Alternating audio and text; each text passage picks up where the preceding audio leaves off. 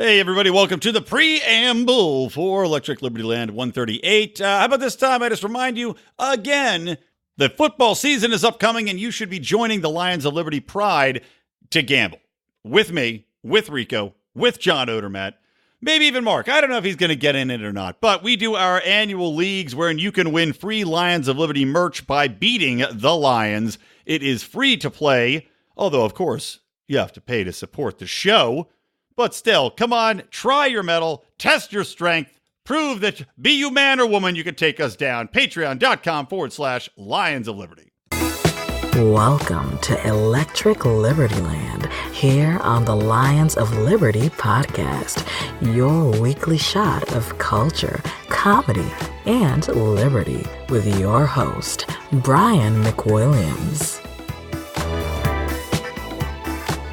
Hey, baby. What's happening, everybody? This is Brian McWilliams, your beautiful host here on Electric Libertyland, and this is episode number 138, meaning you can find all the show notes at lionsofliberty.com/ELL138. Thanks for joining me on this Liberty cruise, wherein all of the lifesavers are made of drugs. So you might die, but you'll have a great time doing it. You ever see that episode of, that fantasy football show, The League, where a guy finds a toilet seat in the dumpster? I think his name's Taco on the show. And he sits on the toilet seat because he presumes it's just a regular toilet seat. Now, granted, why you would dig a toilet seat out of the dumpster to sit on, it brings its own questions. But the man was hilarious and didn't mind these kind of things.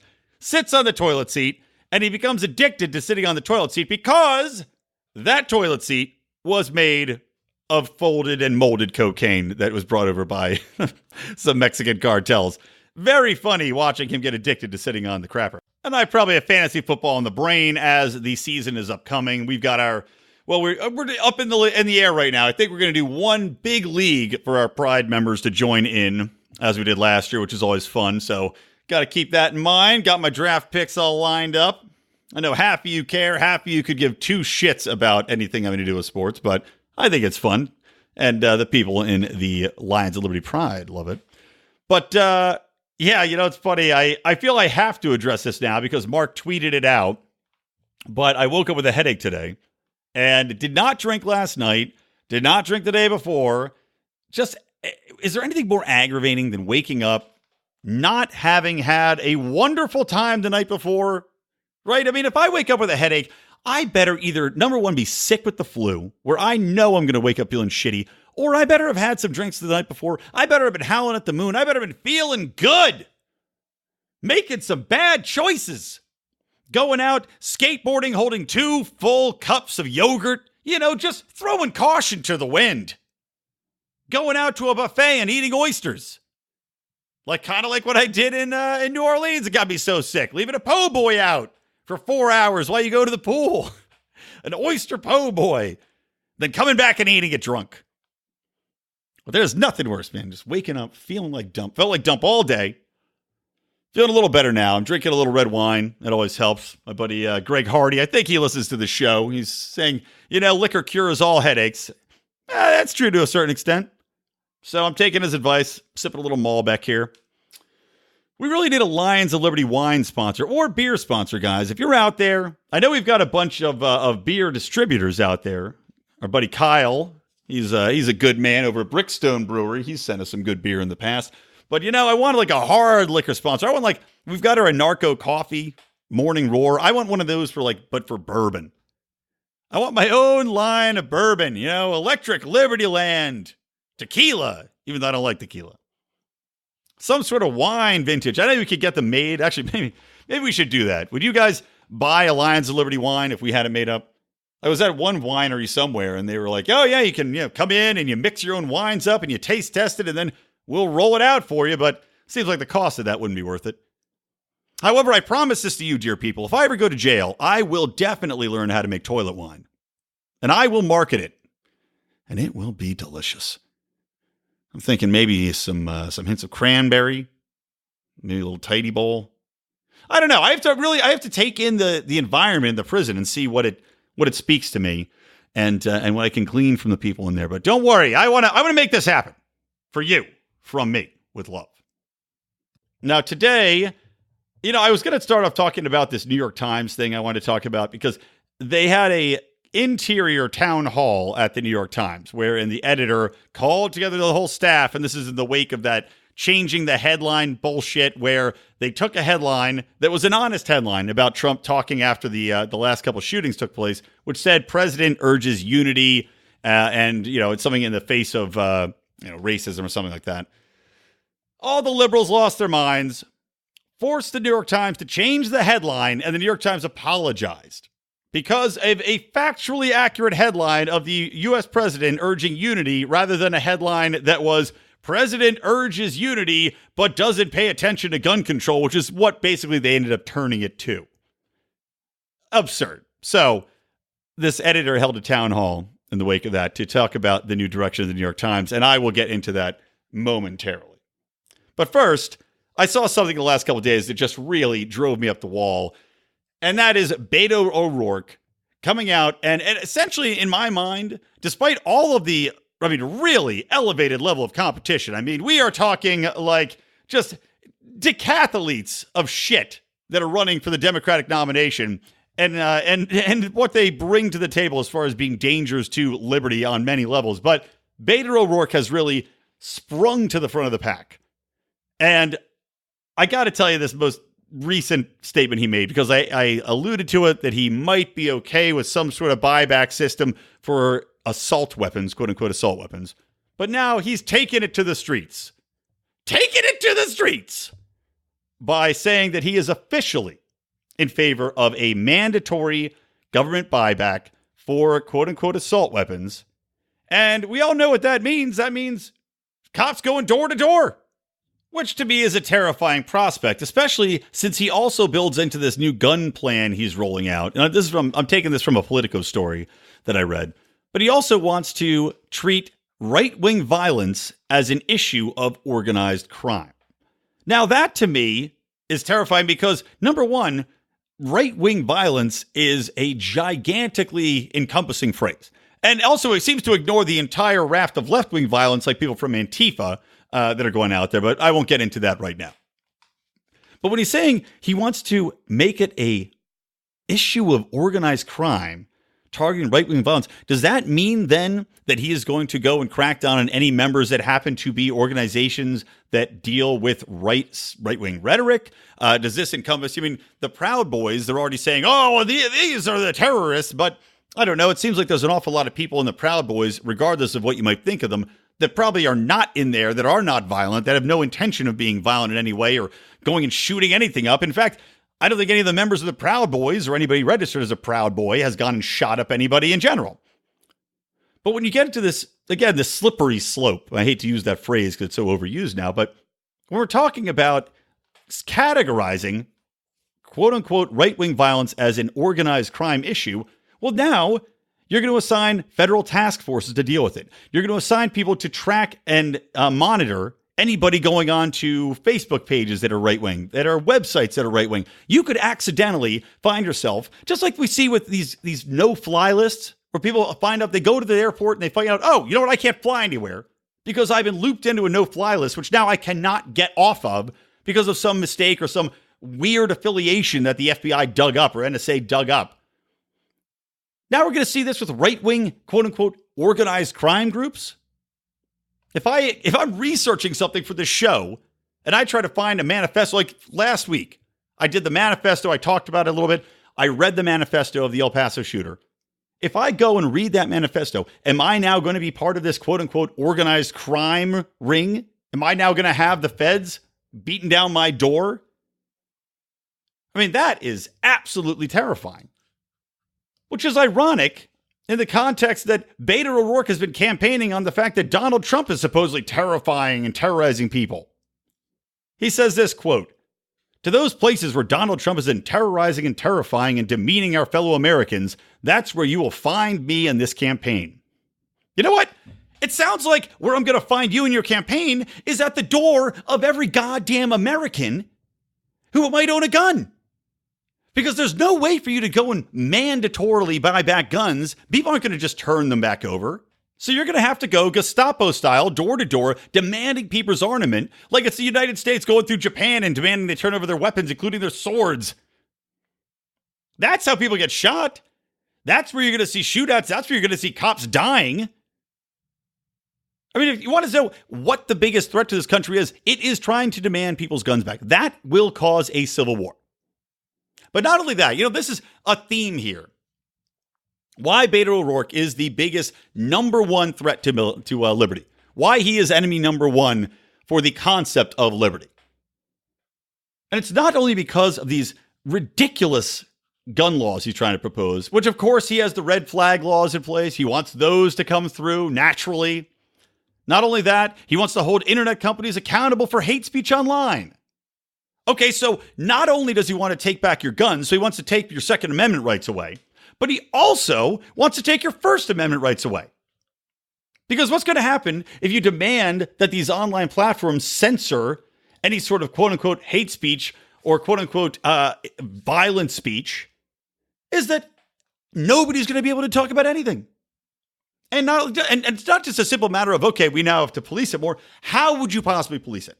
You're going to have algorithms now that automatically deplatform somebody for making reference. And you're going to see, just like we've seen with Ford Fisher, I mentioned him last show, I'll mention him again this show, where people get demonetized, people get kicked off platforms for simply mentioning something in the context of a news or arguing a counterpoint to it. Because algorithms just aren't that smart. And these companies cannot make a profit if they have to hire people 24/7, human beings, to go through and decide, oh, well, what was the context this person made it in? Oh, well, this one. And if they don't know the context, they start booting people off. Well, people are just going to stop going on there. That's it. Goodbye, social media. Game over. Just absolutely idiotic. But again, it's not just the guns. Of course, Beto O'Rourke is also a big supporter of the Green New Deal. Thinks that we have to do something, have to get that in there. So he wants to take your guns away. He wants to take away your First Amendment rights. He also wants to bankrupt the country. He wants to take away your ability. Because again, the new Green Deal, remember, called for things like taking away your ability to fly, taking away your ability to have your home, because they want to tear all that down and rebuild it with brand new homes. He wants to basically bankrupt the country. He wants to hyperinflate your dollar. He wants to make sure you can't travel and escape because, I mean, hell, if you can't fly, you have very limited options as where you could go to get out of the United States. It's just, he is the most despicable of all candidates. The only thing he's remotely good on, and Bernie Sanders is good on this as well, is justice reform. Which is kind of funny because he wants to reform the justice system by, lowering the standards for what people have to do to get in prison. He wants to absolve crimes for weed possession, which is great. He wants to cut the prison population down. He wants to eliminate all private prisons. All right, we're for profit prisons. Not that I'm a big proponent of prisons in general, but I think that that's kind of stupid. But at least he wants to address the issues in the justice system, and I'll give him credit for that. Bernie Sanders in the same vein, lower the prison population, get people out, and also Beto O'Rourke wants to give people the right to vote back, which is fantastic. Obviously, Felony Friday, a lot of issues come up on that show about not having the right to vote anymore once you're a felon for all these ridiculous felonies that exist. So again, that's a good thing. But at what cost?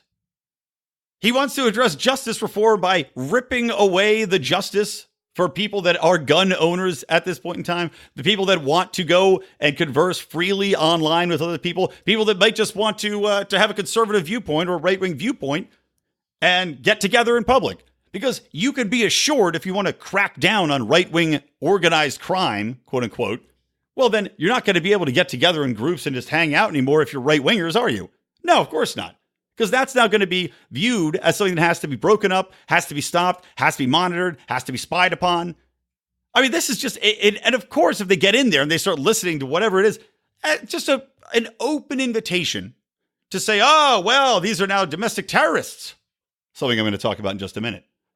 Oh, these are domestic terrorists. We have to go and arrest these people. We have to put them in jail. We have to keep them out of public eye for the safety of everybody else. I mean, this is classic authoritarian nightmare scenario that's being proposed here.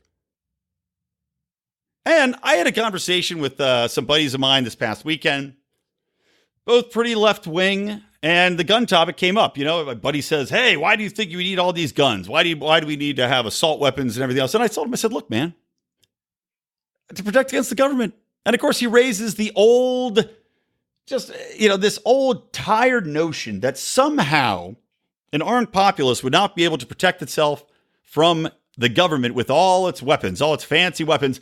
And I just simply stated to him, as you can just see by looking anywhere the United States has been active militaristically in the last 30 years, we lose. We lost in Afghanistan. We're pulling out of there right now. We lost in Vietnam. We're losing, by Iraq. We haven't won Iraq, have we? No. Syria. Well, we were there for a little bit. Well, that didn't turn out great. Anywhere. A motivated populace that is armed can indefinitely hold off some sort of governmental force, despite the fact that they have vastly superior weaponry, technology. But it's like, it's just amazing to me that people seem open to this concept of giving up basic fundamental rights in order to achieve safety from something that isn't even a true threat. Even when we look at 9/11 and what America had to give up with the Patriot Act and all of the domestic spying apparatus that was put into place there, all of the restrictions and the infringements on liberty that we have to face when we fly, even that was something where you go, is this really going to happen again? Knowing what we know, seeing how this played out, what are the odds that this could happen? Make minor corrections, locking the doors to the cockpits. That's a simple fix to it. Do we need this domestic spying apparatus? No. And we've seen the evidence because even in its own reporting, the head of the NSA had to admit, well, we couldn't link a single terrorist attack. We didn't stop a single terrorist attack because of the domestic spying. All of this network we put into place, PRISM and whatever, all these other acronyms that they had in place to listen to phone calls, to read your emails, to see your text messages, to see the web browser history, all the 7 hops, the 7 degrees of Kevin Bacon that the FBI was able to do with the secret warrants they were able to obtain. None of that stopped anything. Because what happened was something that was such a 1 in a million. It just fucking came together for those nutty terrorists.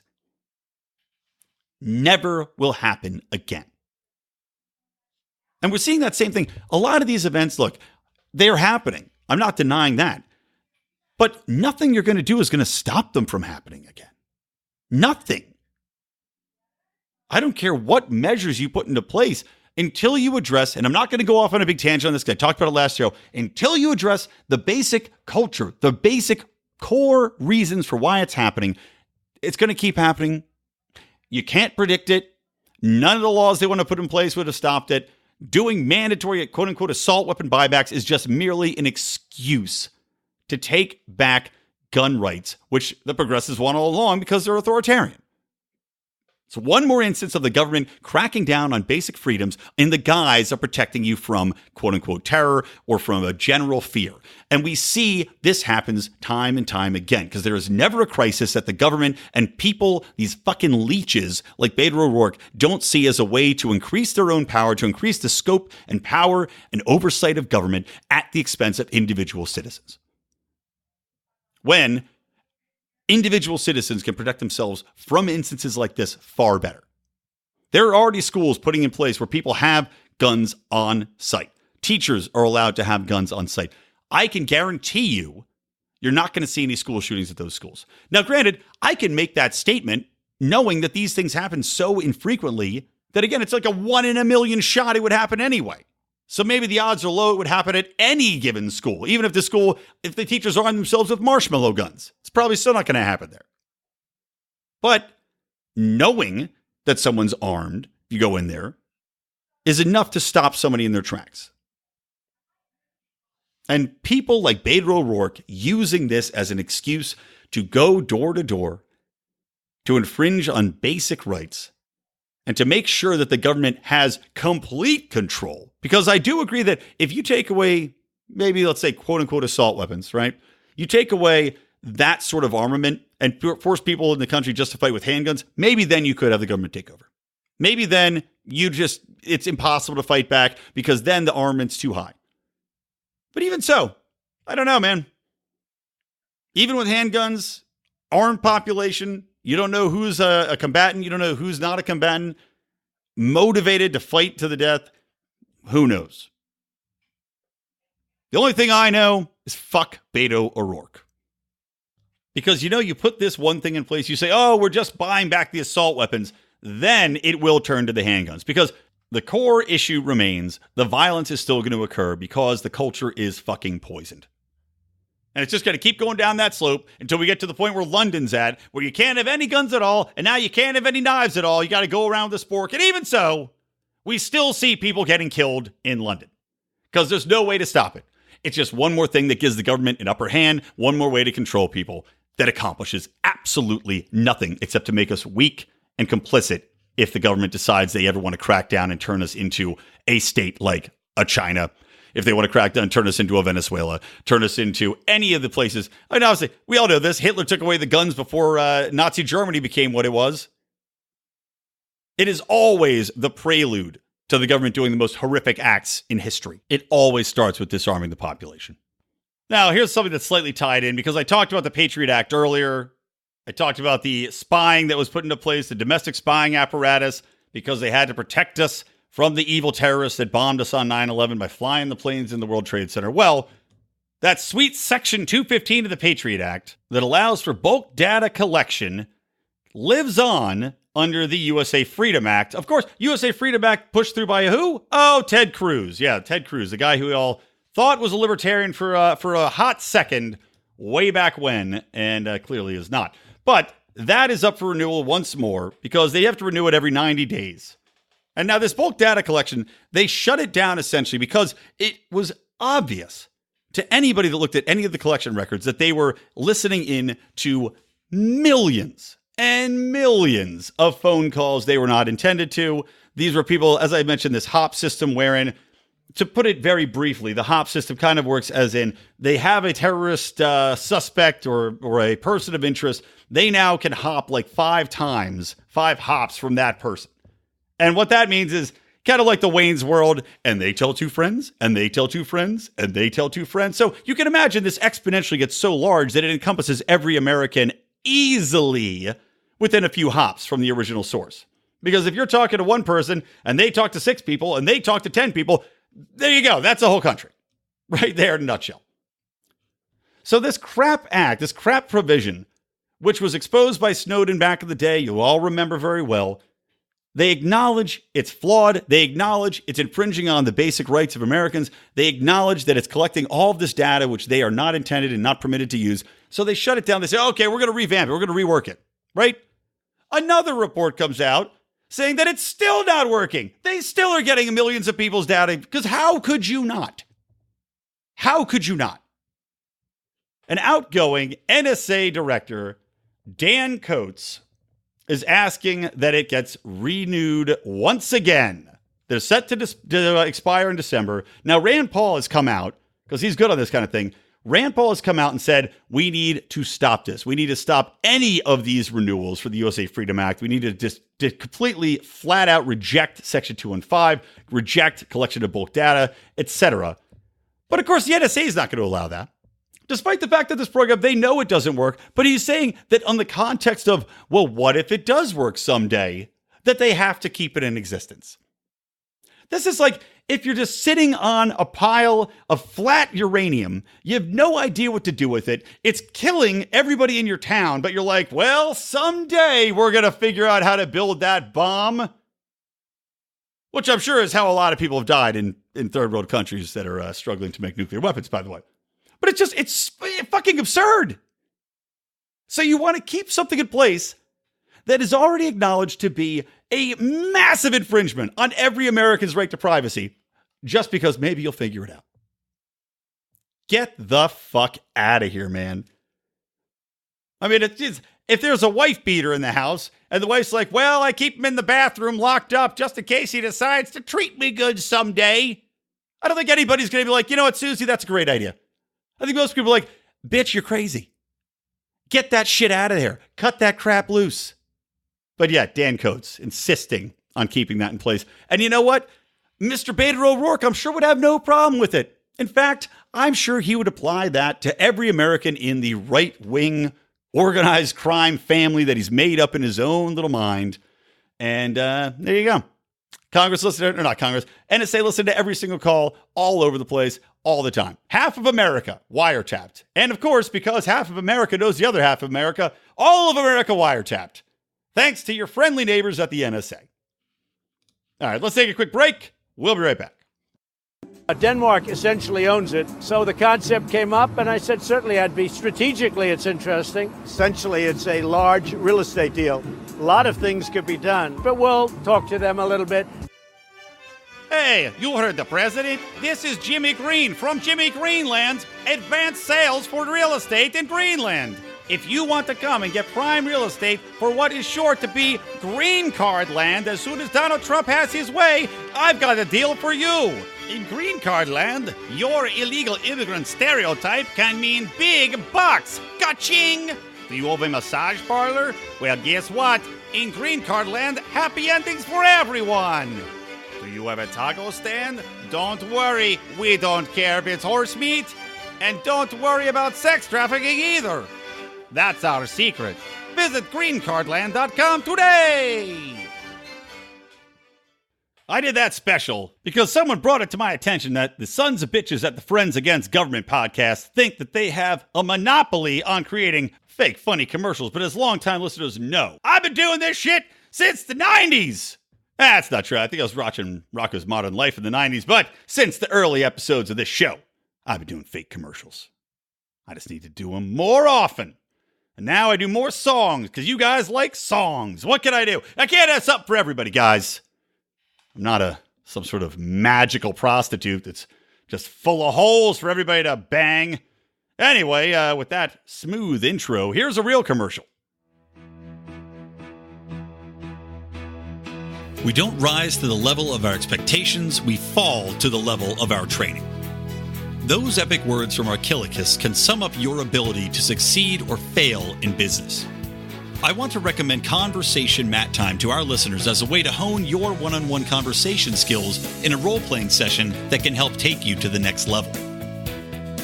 During 25-minute sessions, you'll work through the best way to approach that raise, that interview, or that relationship with a practiced professional that will provide the confidence and experience you need to get paid what you're worth or take that interpersonal risk you've never been able to conquer.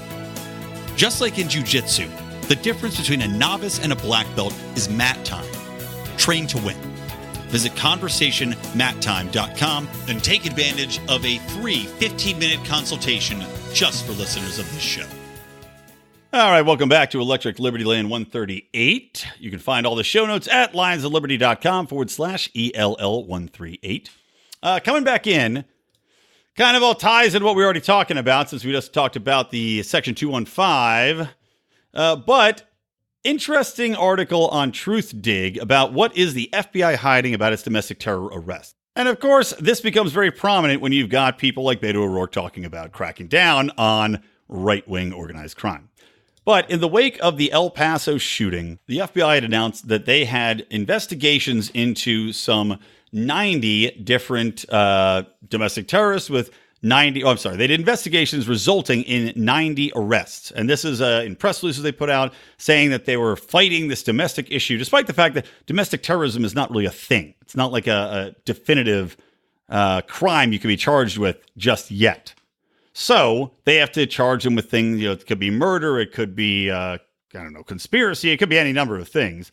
But TruthDig tried to get into this and asked these people, they asked the FBI spokesperson, they said, hey, where are the press releases about these arrests?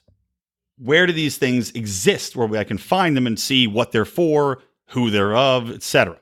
And it's pretty fascinating because this guy goes back and forth several times with the FBI spokesperson. They can't pull up the press releases, right? They point him to one resource. He finds 5 press releases about arrests that are related to domestic terrorism. Really, the only one he could find that actually had anything to do with trying to harm another American was somebody that tried to set off a bomb. So that's 1 out of these 90. So he goes back to the spokesperson. He goes, what's up? Where are the press releases? Where are the arrest records? Where is something I can find to say, okay, you're telling the truth, or that I can see what you arrested these people for? The FBI says that they can't reveal that information. They basically push this person off. and then they stop talking about it, right? It says they have no press releases. They were proud of this record, but yet when they're pressed on it to give actual evidence, there's nothing. So the question arises then, and this is the worrying part, did they actually make these arrests, but are scared to release information about what they arrested people for, how they got them, how they obtained information on what they were trying to do? Are they afraid of releasing the data on what conditions they were arrested under? Again, is this falling under a simple association with some sort of another terrorist group? Is this something based upon web searches? Is this based upon posts on social media? We don't know. And the FBI is not being forthcoming in telling us. It all circles around to why this entire concept is so terrifying of the government and the FBI trying to use social media to crack down on quote-unquote domestic terrorism, why people like Beto O'Rourke saying they're going to target right-wing violence is so terrifying, why any government entity trying to amorphously define domestic terrorism, because you'll remember famously Obama suspended habeas corpus for people that were domestic terrorists, and they were, what was the exact phrase they used? An enemy combatant. A vague term, enemy combatant, that could not be defined by even the government, had no distinct definition for enemy combatant, but could be applied to domestic Americans right here at home. And by virtue of the fact that they were an enemy combatant, now they lose their rights to habeas corpus. They're just black bagged off to a government black site. And that's maybe what happened to these people. Again, we don't know. Just things are getting worse. Things are getting scarier. And every Democratic candidate that's out there is making things even more terrifying. Not that Trump's doing a great job either, by the way. Trump with his red flag law bullshit. Trump saying that he wants to crack down on social media. Trump saying that he wants the FBI to use online postings of presidents to try to track these people. All of this is Big Brother nonsense. And Americans simply have to say no. We're seeing things like this happen in the UK where people are finally standing up and saying enough of this Big Brother state. People in the UK are already getting their doors kicked in because they posted something on social media. We cannot let ourselves go down that road. All right. Let's turn our attention to the New York Times. The old gray lady who has become such an embarrassment in her old age that she's basically just shitting her pants and pissing down the stairs like a slip and slide, just going straight into the basement where she should summarily be put to death. I don't mean to say that to entice anybody to actively try to do anything like that, mind you. I don't need anybody going and Charlie Hebdoing people, but try not to buy the New York Times. And I say this because, again, I talked about earlier this changing of the headline nonsense. And then this most recent leaked interior town hall that was held by Dean Banquet, who took over as executive editor of the New York Times, right? This was leaked, fortunately, by a staffer, somebody that actually has some sort of journalistic integrity. And you will absolutely just not believe the quotes coming out of this. It essentially is going to confirm everything you probably thought already. Just how the media has abdicated any concept of being in any way unbiased, in any way fair, in any way just simply reporting the facts, and has completely built itself around, we are going to attack and take down Trump. But there are a few exceptions, of course, but for the most part, a lot of the establishment media have just gone completely insane. So, with that in mind, let's go to some of these quotes. First one, we built our newsroom to cover one story and we did it truly well. Now we have to regroup and shift resources and emphasis to take on a different story. Now that, of course, is regards to the Trump-Russia collusion story. They built a newsroom. Think about that. We built a newsroom to cover one story. What kind of fucking shit publication adjusts its entire newsroom and the focus of its coverage, the way its employees work, the people who were reporting, to cover one story which anybody could see was nonsense from the get-go? So that's how he starts this off, this internal town hall. He goes on, and this is a little editorializing from the Washington Examiner, but in the beginning of the Trump administration, the Times geared up to cover the Russia affair, Banquet explained. Quote, Chapter 1 of the story of Donald Trump, not only for our newsroom, but frankly for our readers, was, did Donald Trump have untoward relationships with the Russians, and was there obstruction of justice? And now I'm breaking off from his quote. This is at the beginning of the Trump administration. Was there obstruction of justice? That wasn't the question at the beginning of the Trump administration. The only question could have been if there's Russian collusion, which there fucking wasn't, and the Mueller report made that very clear. So there was nothing about obstruction there. But yet, of course, he has to project forward that Donald Trump cannot be an innocent. Moving on back to the quote. Quote, that was a really hard story, by the way. Let's not forget that. We set ourselves up to cover that story. I'm going to say that we won 2 Pulitzer Prizes covering that story. And I think we covered that story better than anyone else. Can you fucking believe that? 2 Pulitzer Prizes covering a story that empirically nothing was there. How do you win a Pulitzer Prize covering nothing? It doesn't even make sense. You might as well be writing fiction. They literally won the Pulitzer for journalism for writing fiction. Okay, moving on. Quote, the day Bob Mueller walked off that witness stand, 2 things happened. Our readers who want Donald Trump to go away suddenly thought, holy shit, Bob Mueller's not going to do it. And Trump got a little emboldened politically, I think, because, for obvious reasons. And I think the story changed. A lot of the stuff we started talking about started to emerge like 6 or 7 weeks ago. We were a tiny bit flat-footed. I mean, that's what happens when a story looks a certain way for 2 years, right? I love this. The story changed, right? That's the way the story looked for 2 years. Didn't look that way to me.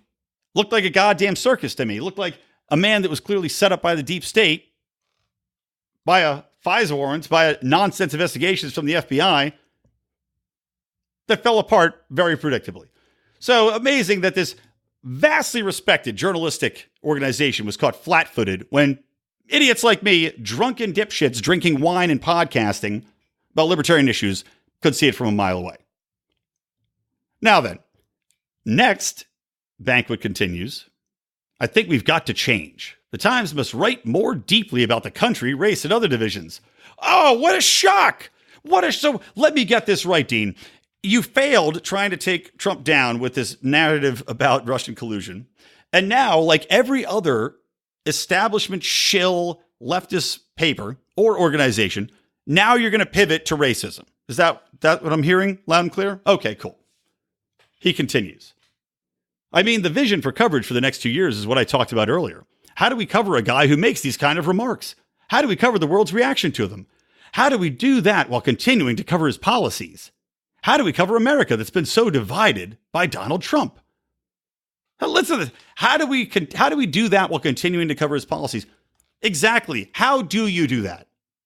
How do you try to paint a man as a racist while continuing to cover his policies? Because we saw you're happy to change a headline to something dishonest to paint a narrative around what you want to talk about, namely gun control, trying to paint him as a racist who incites people that are white nationalists to kill minorities. So I think you figured out how you cover it. You cover it badly. You cover it like a joke, like you already have. And then he goes on to talk about the headline in general and just the vision for the paper, et cetera, et cetera, et cetera. Now, this was not something that was supposed to be released to the public, by the way. I'm sure you would presume that. So again, thanks to whoever leaked it. But just the insanity here that this man was named to one of the most powerful news organizations in the world, one of the most respected, that built its brand on reporting the news accurately, reporting the news fairly, straightforward. And now he's basically telling his newsroom, look, we're just going to go full editorialization. We're going to pretend to cover the president's policies fairly, but we're going to try to paint him as a racist and a bigot. We're going to try to put him in the worst possible light. We're going to try to highlight the divide that we think that he's caused in America. Never mind that the goddamn media reporting in this fashion is causing the divide. I don't like a lot of things about Donald Trump, but I'll tell you what I don't think. I don't think he's a racist. I don't think the man's a bigot. I don't think the man is going out of his way to somehow attack minorities. And the narrative that he does is one that is purely invented by media outlets like the New York Times. All of the divisiveness in America comes from these outlets. It comes from people not talking to each other. It comes from fucking funneling of big organizations like Google that feed people the news that they want to see rather than the news as it exists. Granted, I don't even know you find the news as it exists anymore. Everyone seems to have a bias, and that's it. Even when you read AP stories now, the choice of the language they use paints the picture they want you to see. President Trump used in inciting language today in a speech. That's sort of stupid nonsense where it should just be, here's the president's remarks. Quote. So it's sad to see, again, from a perspective of somebody that works with the media often, it's sad to see this kind of thing happening.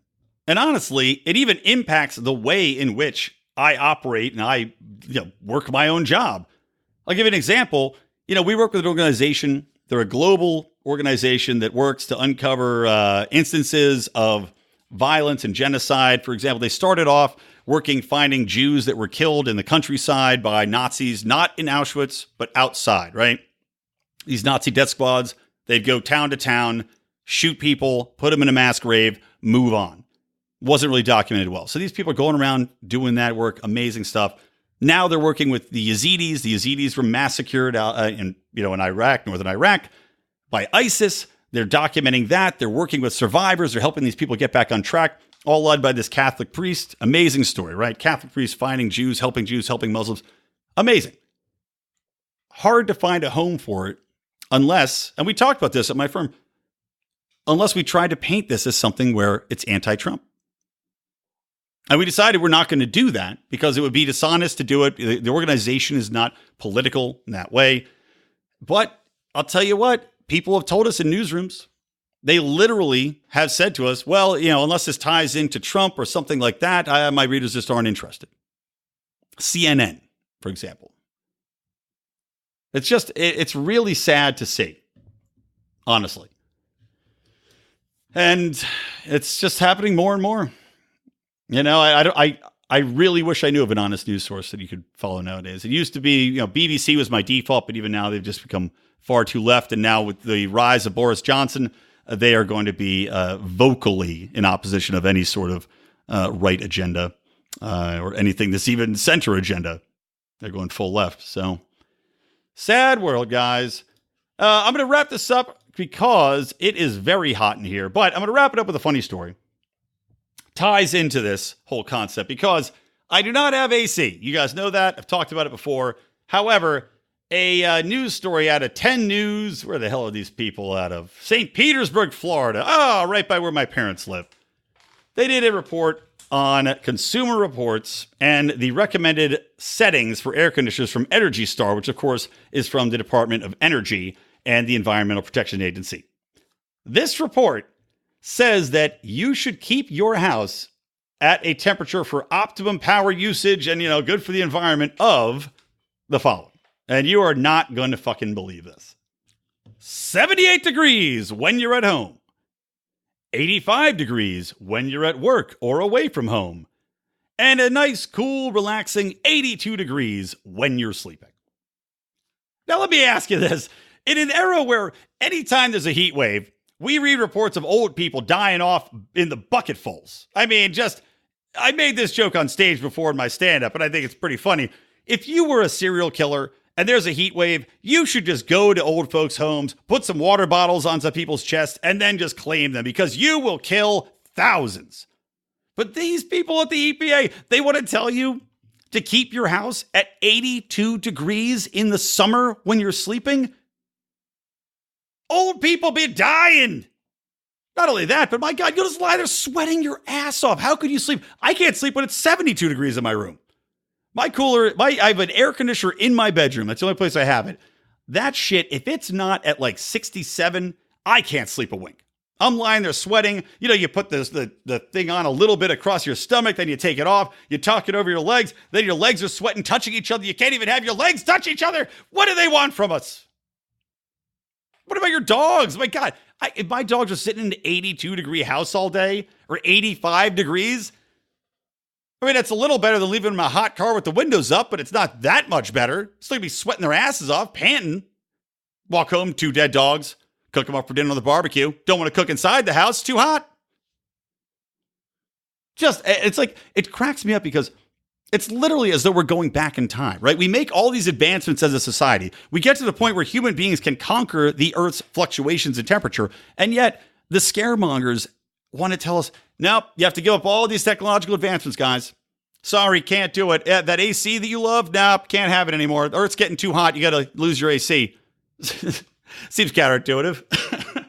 You know that flying around we do to get places really fast? Nah, I can't do that anymore. It's getting too hot. Got to go back to walking places. Dying of typhus on the way. Getting caught in streams. You better shoot some ox on your way there, buddy, but watch out because 3 of your kids are going to die by the time you get to Oregon. I mean, this is just madness. Absolute fucking madness. And what, are they worried about the energy grid? Suppose we're to believe right now that the energy grid can be supported by renewable energy alone, right? That's what we're led to believe. Meanwhile, if you do research into it, it's clear that the renewables cannot possibly support the energy grid as is. You need fossil fuels because fossil fuels store easily. Renewables do not store. The minimum you would need to keep the energy grid going if there was any sort of problem, no way you can do it with renewables. But now, in the meantime, guys, make sure sit in your bedroom, sweat your sheets up, don't get close to your wife, don't even give her a hug or a kiss because you know your lips will meld together like some sort of dystopian Cronenberg monsters or something out of the Hellraiser where they wrap the guys together and their lips are entwined. Do you want to be melded to your wife forever? Look, I love my wife, but I don't want to be melted to her together in some sort of lump. Anyway. Keep your AC high and keep your love of liberty higher. That's going to do it for this show, guys. I am just goddamn disgusting right now, covered in sweat. So, from me, Brian McWilliams, from Electric Libertyland, and from the Lions of Liberty, always stay plugged into liberty.